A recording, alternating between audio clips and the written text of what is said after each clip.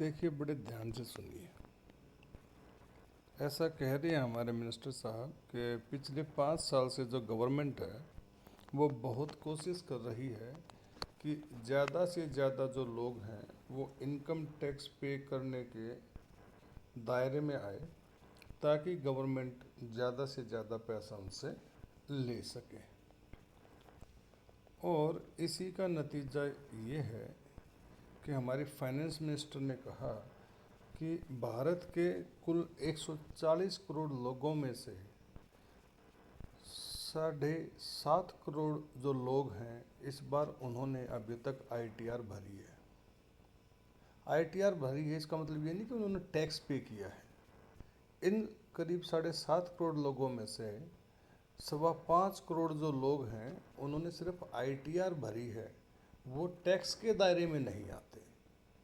तो कुल मिलाकर अभी तक 2022-23 के लिए करीब 2.3 करोड़ जो लोग हैं वो हैं जिन्होंने इनकम टैक्स पे किया है।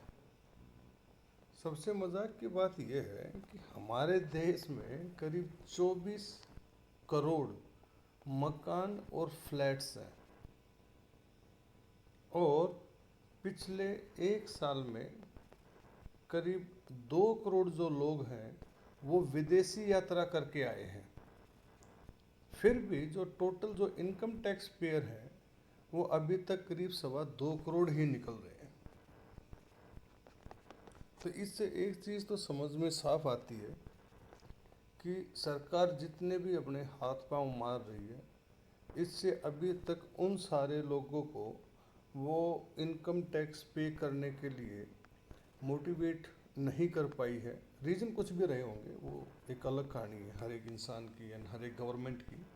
लेकिन हम तो जो मिडिल क्लास लोग हैं, हमें पता है कि हम तो भाई फंसे हुए इंसान हैं, मिडिल क्लास हैं। इज्जत भी चली जाएगी अगर टैक्स पे नहीं किया, तो मजबूरी में चुपचाप अपना टैक्स पे करते हैं।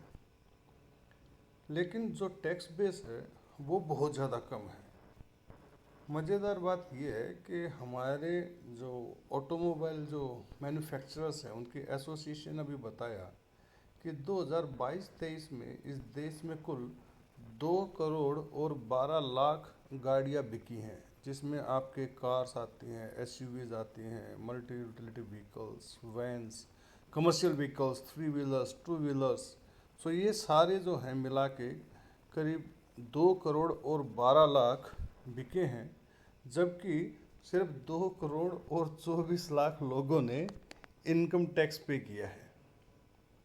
अभी आपने सुना भी होगा कि बेंगलोर में एक भाई कह रहा था कि वो पूरी मेहनत करता है अपने ऑफिस में, और जो तनख्वाह लेता है उसका डायरेक्टली एंड इनडायरेक्टली करीब 50% है वो पैसा टैक्स में दे देता है in the form of income tax and GST. तो मैं बैठा था तो कुछ लोग कह रहे थे कि भाई इसमें कौन सी बड़ी बात है, टैक्स तो वो भी देते हैं जो गरीब हैं, जिनको गवर्नमेंट फ्री में दे रही है। तो मेरा एक जो है सिंपल सा लॉजिक ये है कि वे सारे लोग जो जीएसटी जहाँ पे कर रहे हैं वहाँ पे हम भी पे कर रहे हैं। जीएसटी कंपल्सन नहीं है, जीएसटी तो भैया लग्जरी टैक्स है। अगर मैं कार खरीदूंगा तो जीएसटी दूंगा, नहीं कार खरीदूंगा तो जीएसटी नहीं दे रहा। अगर मुझे अंगूर खरीदने हैं, संतरे खरीदने हैं, मुझे चॉकलेट खरीदनी है, अगर मेरी इच्छा है तो मैं जीएसटी दूंगा। अगर मेरी चॉकलेट खाने की इच्छा नहीं है तो मैं जीएसटी क्यों दूंगा? तो उसमें कंपल्सन नहीं है। लेकिन जो इनकम टैक्स है वो एक कंपल्शन है, इट्स ब्लडी ए कम से क्रिमिनल ऑफेंस। तो अगर मैं नहीं पे करूंगा या मैं किसी तरीके से उसको बचाने की कोशिश करूंगा, मैं मीन्स कोई भी इनकम टैक्स पेयर, तो एक सिंपल सी बात है भाई, गवर्नमेंट आपके पीछे पड़ जाएगी और गलत हो जाएगा। तो कहने का मतलब ये है कि आदमी इतनी मेहनत करके पैसा भी कमाए और उसके बाद में उसको गवर्नमेंट को सौंप दे, और गवर्नमेंट उस पैसे से क्या कर रही है? गवर्नमेंट उस पैसे से लोगों को फ्री में चीज़ें दे रही है। इतने दुख की बात है ना कि भाई जो लोग अपना ना मेहनत करके अपना अच्छे से पैसा कमा रहे हैं, इनकम टैक्स पे कर रहे हैं, उनको तो सरकार कुछ भी फ्री में नहीं देती है।